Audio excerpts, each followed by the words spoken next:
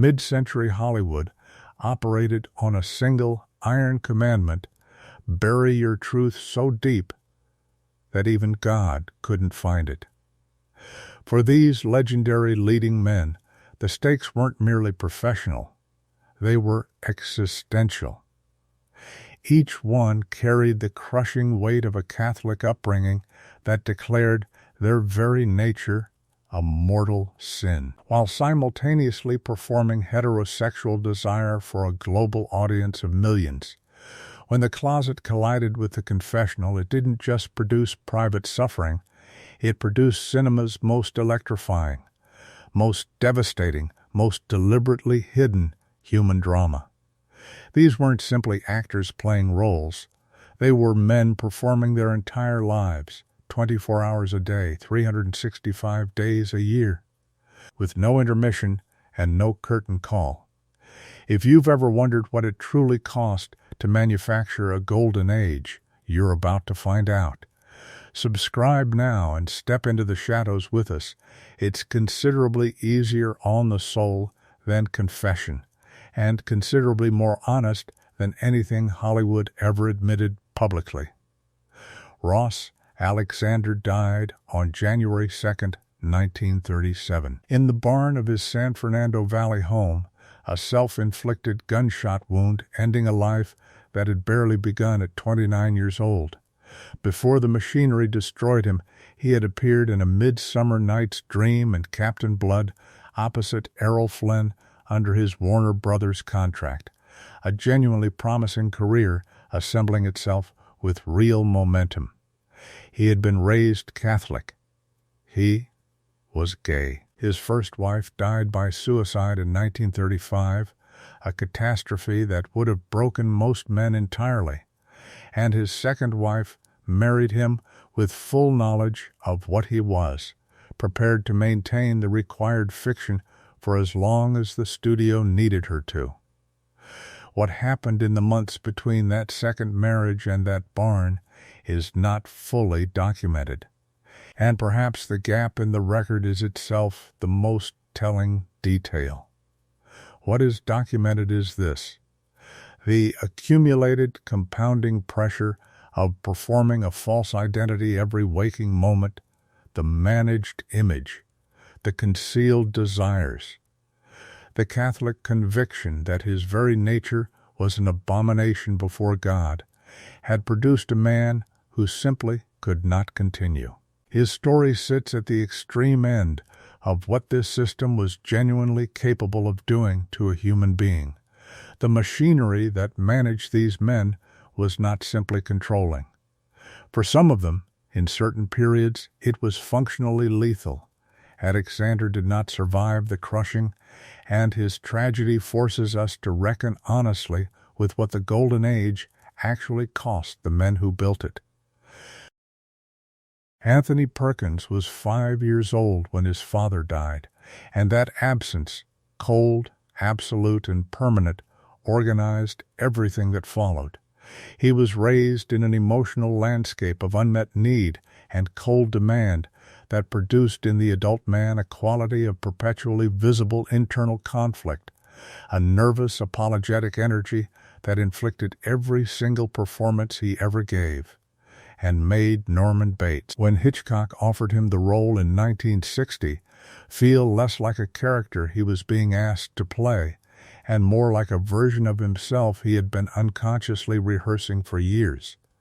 He was gay and deeply, devastatingly ashamed of it, spending decades in conversion therapy programs that promised to fix what his Catholic formation had convinced him was broken.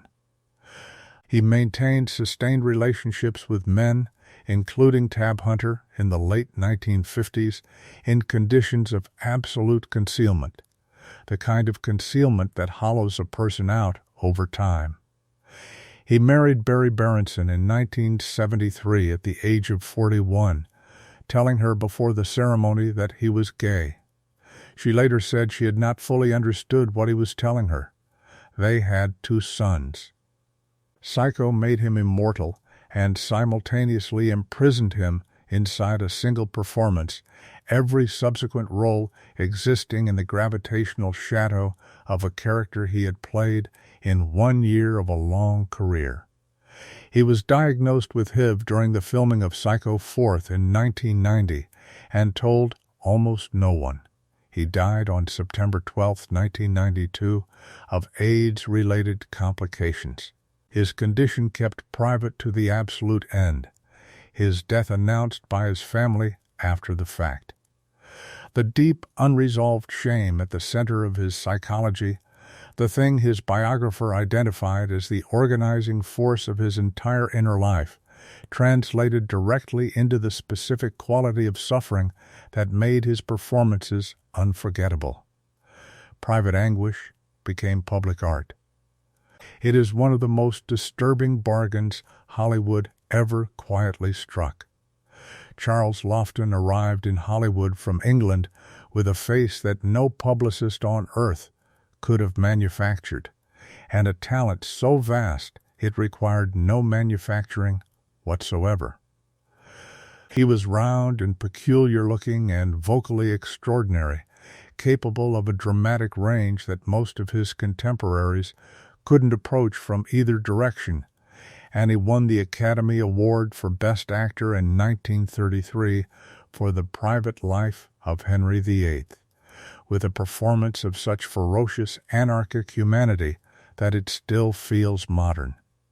He had been raised Catholic in Scarborough, England, where his family ran a hotel and attended church with the bone-deep seriousness of people for whom faith was structural, not ornamental, not occasional, but the fundamental grammar of reality. He married actress Elsa Lanchester in 1929, telling her before the ceremony that he was homosexual.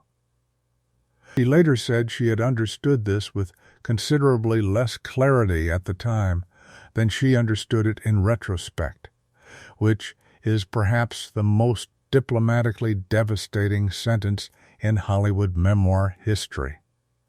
The marriage lasted until his death, functioning as a professional and social partnership of genuine mutual respect while his private life happened elsewhere, in encounters that the period required of men who had no safer option.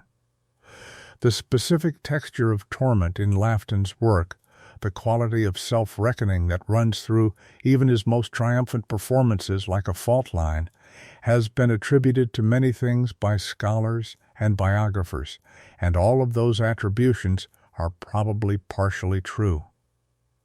But the simplest truth is this: a man who had been taught by his faith that his deepest desire was disordered, who had spent his entire adult life in secret negotiation with what he was, had resources of pain available to him that most actors simply cannot locate. He directed one film, The Night of the Hunter, in 1955, now universally recognized as one of the masterpieces of American cinema. It was a commercial failure. He never directed again.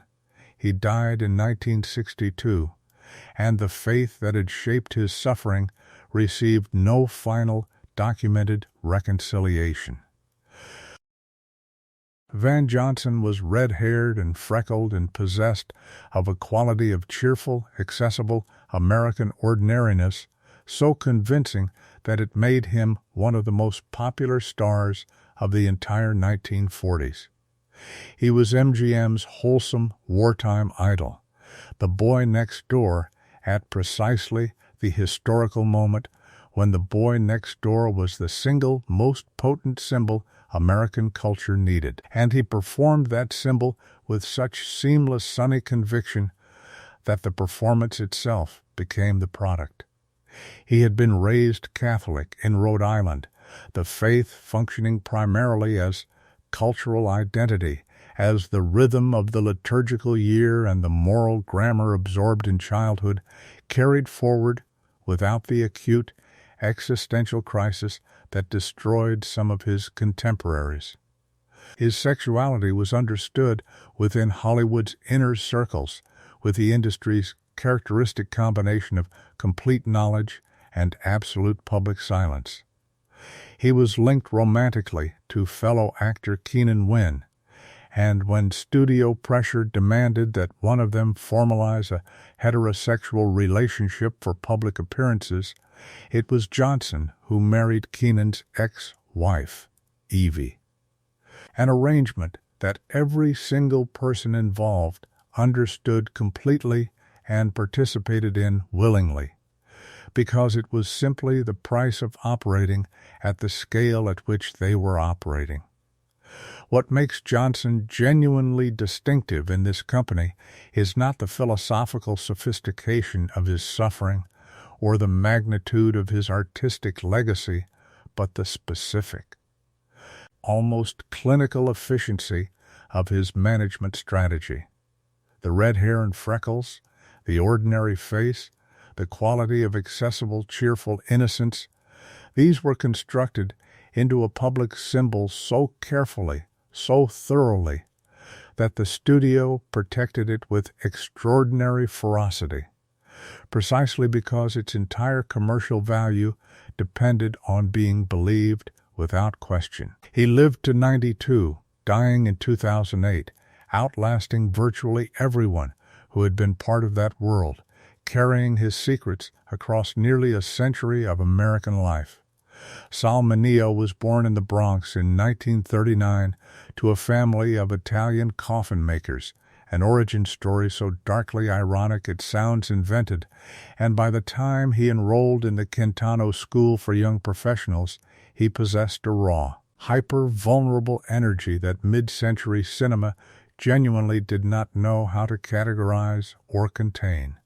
When Nicholas Ray cast him as Plato in Rebel Without a Cause, Mineo didn't merely play a troubled teenager. He, quietly, deliberately, encoded his own living reality into the performance in ways that were unmistakable to anyone paying attention. The photograph of Alan Ladd pinned inside Plato's locker, the specific instruction from James Dean to look at me the way I look at Natalie, the tender kiss between the two boys that was cut from an earlier draft of the script. These were not accidents. They were a master class in subtext delivered by a 15-year-old boy who understood exactly what he was doing. But Hollywood had a notoriously short institutional memory for prodigies, and as Mineo aged, his career collapsed into a heartbreaking pattern of systemic rejection. Flatly turned down for Lawrence of Arabia, cast by John Ford as a Native American character who didn't speak a single word of English because Ford couldn't figure out how to direct around Mineo's unmistakable Bronx accent. Peter Bogdanovich would later remark that Mineo's career simply vanished into thin air, as though the industry had decided he was inconvenient and quietly disposed of him. Yet away from the studio gates, Mineo did something that almost none of the other men in this story managed. He made genuine peace with himself while he was still alive, stepping out of the shadows with an openness that the era still actively punished. Then came February 12, 1976. Mineo was stabbed to death in a West Hollywood alleyway at 37 years old, and the subsequent police investigation was drenched in the era's casual, unreflective homophobia, detectives ransacking his apartment, fixating obsessively on his magazine collection, reducing a complex and genuinely pioneering artist to tabloid scandal within 24 hours of his murder. History, at least, remembers what the machinery tried to erase. A man who refused to let fear write his final chapter. Cesar Romero does not fit the standard pattern of visible suffering, and that fact is itself a form of revelation. He was born in New York City in 1907, the grandson of Cuban revolutionary Joe Smart, and raised Catholic in the cultural rather than the crisis-inducing theological sense, the church as inherited rhythm, as moral framework absorbed without the acute internal warfare that tormented others on this list. He built a career of extraordinary range across 5 decades, arriving eventually at the role of the Joker in the Batman television series in 1966, for which he famously refused to shave his mustache and simply painted white grease paint directly over it, a detail that somehow perfectly encapsulates both his professionalism and his complete refusal to be told what to do with his own face. He never married. He never fabricated a sustained romantic relationship with a woman for public consumption. He was known throughout Hollywood's social world as a gay man and remained one of the most professionally durable actors of his entire generation. What he understood, earlier and more clearly than almost anyone, was that the safest form of concealment was not active deception, but gracious. Impenetrable unavailability. He was charming, sociable, endlessly entertaining, and entirely elegantly deflecting on the subject of his private life. No one ever quite got an answer from Cesar Romero because he never quite provided one, and he delivered his non-answers with such warmth and such wit that conversations moved on before anyone realized they had received absolutely nothing. He died in 1994 at 86. Whether his relationship with the church provided genuine peace, or whether what appeared to be peace was simply the most sustained and polished performance of his career, no one who knew him well has ever been able to resolve. George Nader's story is the story of what happens when the protection racket calculates that one man's career is worth less than another man's, and acts on that calculation without apology or hesitation. He was born in Pasadena in 1921, raised Catholic, and building a genuinely legitimate career at Universal Studios in the early 1950s. Real momentum, real fan mail, real studio attention. Then, Confidential magazine obtained damaging information about both Nader and Rock Hudson simultaneously. And the machinery made its decision: the story would run about Nader. The reasoning, according to those close to the situation, was that Universal had agreed to provide the magazine with less damaging material about other stars in exchange for redirecting the target. Hudson was simply more commercially valuable. The calculation was pure, cold, transactional arithmetic. And Nader was the number that didn't add up. The story ran. His career in major American productions ended immediately and permanently. He spent the following decades working in European B pictures, living quietly with his partner Mark Miller, by most accounts in genuine contentment, but the career that had been assembling itself with such real promise was irretrievably gone. The system's protection of gay actors had always been precisely this: transactional, lasting exactly as long as protecting them cost less than sacrificing them. Nader's story made that truth visible in the most concrete, undeniable, and brutal terms possible. The coda to his story is this: Mark Miller was named sole beneficiary of Rock Hudson's estate after Hudson's death. It was a final gesture, a man from that generation acknowledging, in the only language the system had ever truly respected, the debt owed to another man who had been fed to it as collateral damage. Montgomery Clift arrived in Hollywood in 1948 as something the industry had genuinely never encountered before: an actor who had spent more than a decade deliberately refusing studio contracts, working exclusively in theater, developing a quality of interiority so specific and so deep that audiences could feel thoughts happening inside his characters that the characters themselves couldn't fully articulate. He brought method acting to the screen arguably before Brando, arguably before Dean, and the industry did not quite know what to do with a man whose primary instrument was the visible interior life. He was born in Omaha in 1920 and engaged with Catholicism in his early career with genuine intellectual seriousness, not as crisis, but as a system of thought rigorous enough to demand real engagement from a restless and searching mind. When Hitchcock cast him in I Confess as a Catholic priest bound by the absolute seal of confession to absorb guilt that would destroy him rather than violate the sacrament, a man whose silence was costing him everything, it was not a dramatic stretch. It was essentially autobiography in clerical costume. He was predominantly gay. He refused the full apparatus of manufactured heterosexuality, the arranged dates, the staged photographs, the choreographed romances, with a stubbornness that the industry read alternately as dignity and obstruction. He received 4 Academy Award nominations and won none of them. The car accident in 1956, his face destroyed against a telephone pole on Coldwater Canyon, marked the beginning of an incremental dissolution that his talent outlasted, but his body and mind could not. Elizabeth Taylor sat with him at the crash scene and reached into his throat with her bare hand to remove blood so he would not choke on it.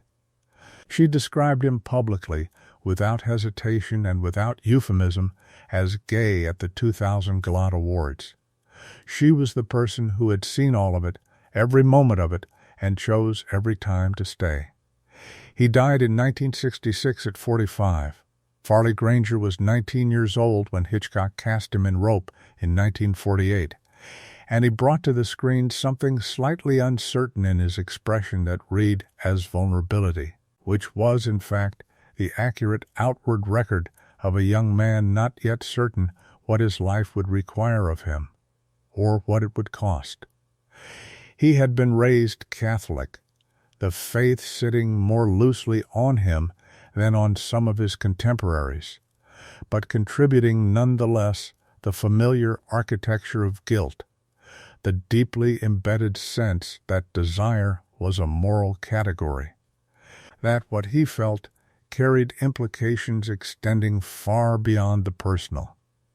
In Rope, he played one of 2 young men who murder a friend to prove their intellectual superiority, then host a dinner party over the trunk where the body is hidden.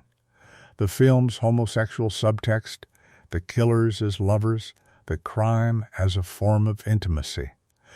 The entire structure as a coded meditation on transgression and concealed desire was never discussed directly by anyone involved in the production.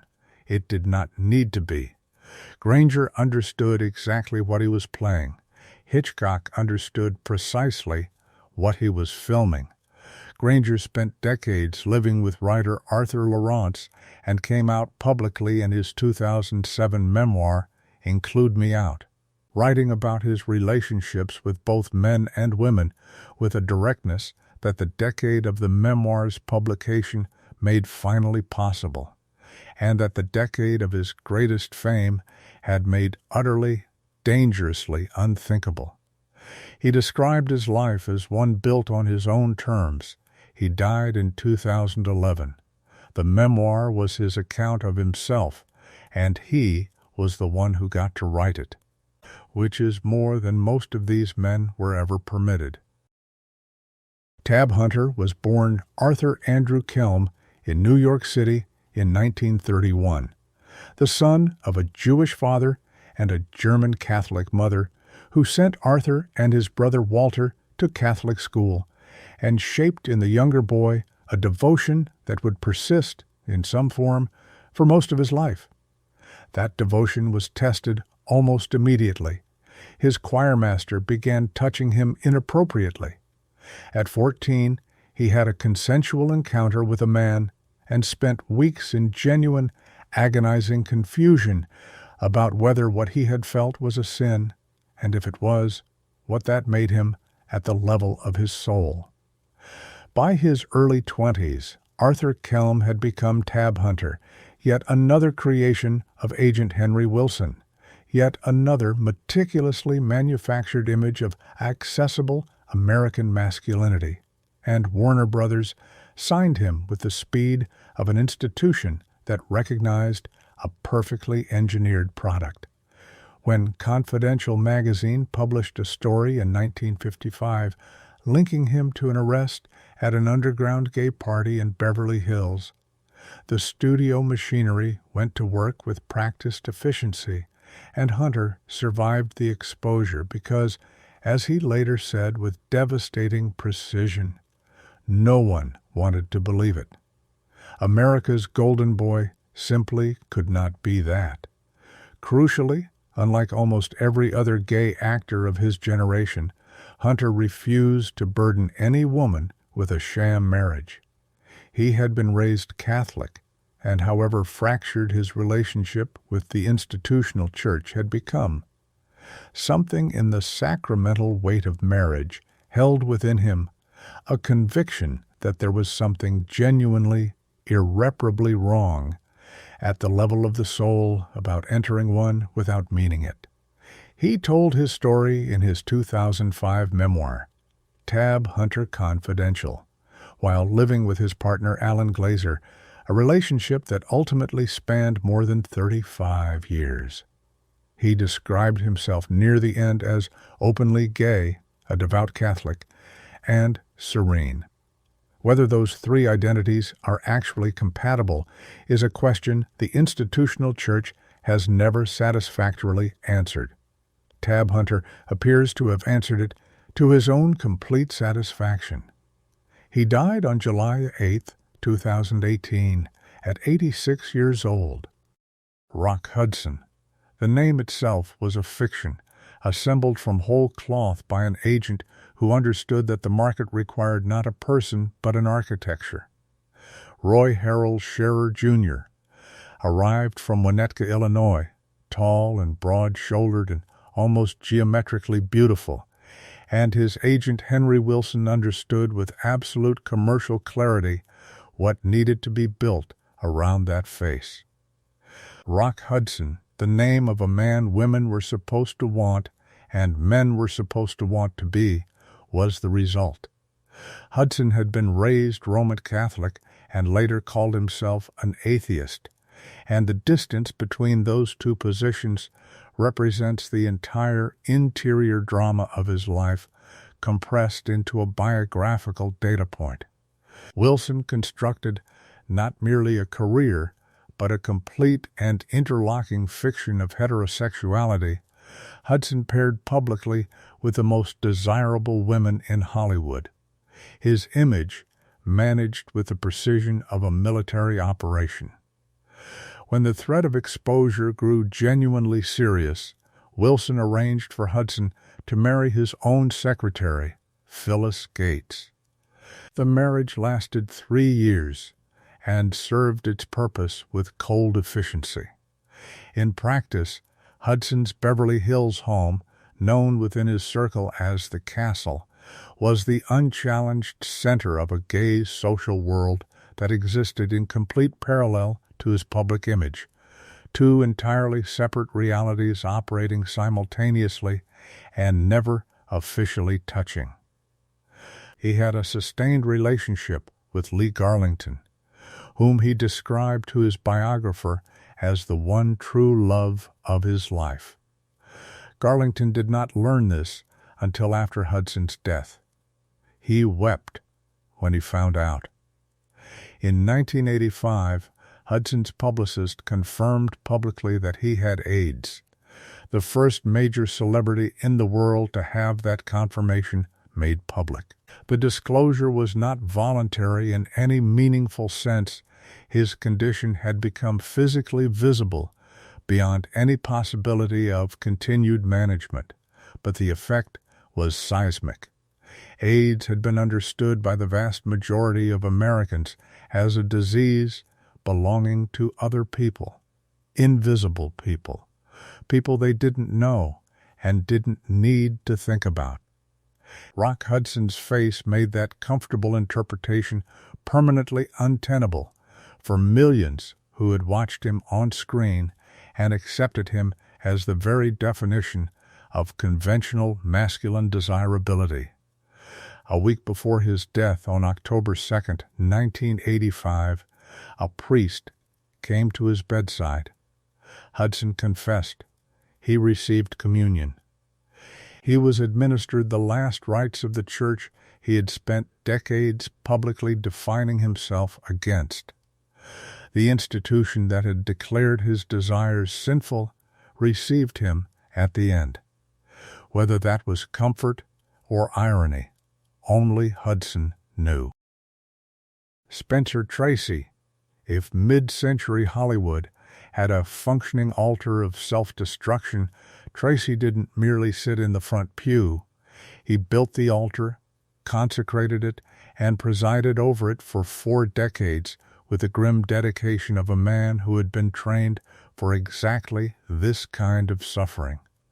To the public, he was America's rugged, plain-spoken moral anchor, the ultimate embodiment of American male integrity, a man whose face seemed incapable of an untruthful moment on screen. Underneath that prestige lay a psychological battlefield organized by a single, crushing, totalizing force, traditional Catholic guilt of the most unforgiving variety. Tracy's moral worldview wasn't assembled on studio backlots. It was forged during his Jesuit formation at Marquette University, where the strict and unyielding theology of sin, penance, and inescapable divine retribution became the permanent architecture of his mind. A structure so deep that no amount of fame, wealth, or psychological insight could dismantle it. When his son John was born profoundly deaf in 1924, Tracy did not experience a tragic medical condition. He experienced an eviction notice from God. Burdened by his own hidden desires and private excesses that underground accounts, most notably from post-war figures like Scotty Bowers, linked to deeply repressed same-sex desires, claims that remain fiercely contested by film historians to this day. He interpreted his son's silence as divine punishment delivered specifically and personally for his sins. This unbearable guilt fractured his home in a way that produced one of history's most striking and painful contrasts, while his wife Louise Tracy turned her grief outward, channeling it into the founding of the John Tracy Clinic, an institution for deaf children that still operates today. Spencer turned his guilt inward, drowning his demons in legendary, paralyzing alcoholic benders and a lifelong pattern of isolation that no relationship, no matter how devoted, could fully penetrate. Then came Katharine Hepburn. On their very first day on the MenGM lot for Woman of the Year, Hepburn looked him over and said, "Mr. Tracy, I'm afraid you're a little short for me." Without missing a beat, Tracy shot back, "Don't worry, Miss Hepburn. I'll soon cut you down to size." It was the beginning of a 25-year partnership that defied every category available to describe it. Hepburn became the ultimate custodian of his fractured soul, famously writing that love has nothing to do with what you expect to receive, but only with what you expect to give, which is everything. By 1967, the bill for a lifetime of accumulated torment came due. While filming Guess Who's Coming to Dinner, Tracy was actively dying of heart failure. Columbia Pictures flatly refused to insure him. The financial risk was simply beyond calculation. In an act of devotion without parallel in Hollywood history, both Katharine Hepburn and director Stanley Kramer placed their entire salaries into escrow as a financial guarantee to the studio, paying for the film's insurance out of their own pockets so that Spencer Tracy could give his final performance. He died just 17 days after the cameras stopped rolling. The final curtain fell, and the secrets, at last, were safe. Ramon Novarro built the blueprint. Before Rock Hudson, before Tab Hunter, before the studio system had fully industrialized the manufacturing of masculine desire into a commercial product, there was Ramon Novarro, and the entire architecture that would follow. The invented names, the managed images, the lavender marriages, the strategic silences, was constructed in large part specifically around him and his refusal to cooperate with it. He was born Jose Romgil Samaniego in Durango, Mexico, in 1899 to a family that was wealthy and devoutly Catholic in the way that Mexican families of that class and that era were Catholic, meaning the church was not simply a religious institution, but the moral grammar of existence itself, the organizing principle through which one understood oneself, one's obligations, and one's standing before God. The family fled to California during the Mexican Revolution, and by the early 1920s, studio publicity was calling him the next Valentino.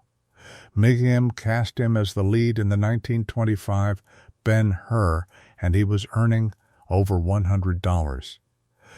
0 per picture at a moment when that figure represented a kind of wealth difficult to fully conceptualize. And then MGM studio head Louis B. Mayer approached him directly about entering a lavender marriage, a formal studio-arranged union designed to neutralize whatever rumors existed about his private life. Novarro refused. He refused to marry. He refused to fabricate romantic relationships. He shared a home openly with Herbert Howe, a Hollywood journalist, and lived within the limits of what the period permitted, something approaching honesty at considerable personal cost. What his Catholic upbringing added to that silence was something darker and more permanent than professional calculation. His devout faith sat in direct, irreconcilable, lifelong conflict with his sexuality. And it never resolved. He could refuse the lavender marriage. He could not refuse the theology. When MGM's contract expired in 1935, they did not renew it. He spent the following decades in diminishment. He died on October 30th, 1968, in his Laurel Canyon home, killed by two young men who had been invited in. The press treated his sexuality as context for the crime, as if who he was had contributed to what was done to him. His killers received life sentences and served 6 and 9 years before parole. He is buried in Calvary Cemetery, the Catholic cemetery, where his family placed him. The faith that had tormented him throughout his life received him at the end, which is either comfort or the final irony of a life organized entirely around irreconcilable contradictions.